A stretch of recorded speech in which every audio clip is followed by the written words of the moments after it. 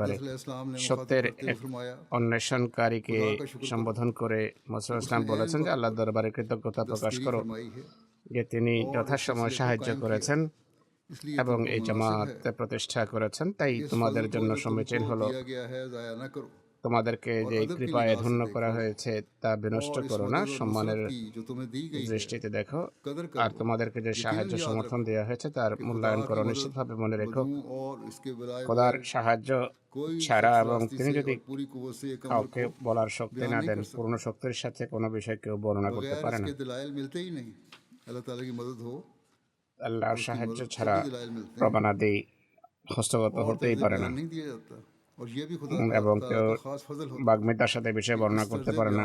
আর এটিও খোদা তাআলার বিশেষ কৃপা যে এই বর্ণনা ভঙ্গি দ্বারা পূর্ণময় শক্তির অধিকারী মানুষেরা সে ব্যক্তিকে চিনে নেয় যিনি খোদার শক্তি ও পরাক্রম লাভ করে রুহুল কুদুসের পূর্ণ হয়ে কথা বলেন। এটি আল্লাহ তাআলার কৃপা যে আল্লাহ তাআলার প্রেরিত পুরুষকে মানুষ চিনতে পারে। সুতরাং তোমাদের প্রতি খোদা তাআলার অনেক বড় অনুগ্রহ যে তিনি তোমাদেরকে এই শক্তি দিয়েছেন, তোমাদেরকে চেনার জন্য চোখ দিয়েছেন।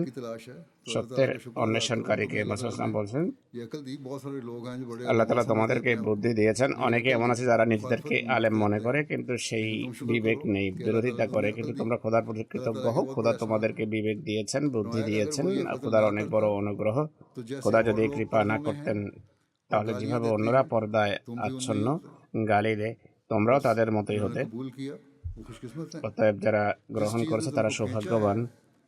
যে জিনিসটি তোমাদেরকে আকৃষ্ট করেছে তা নিছক খোদার কৃপা।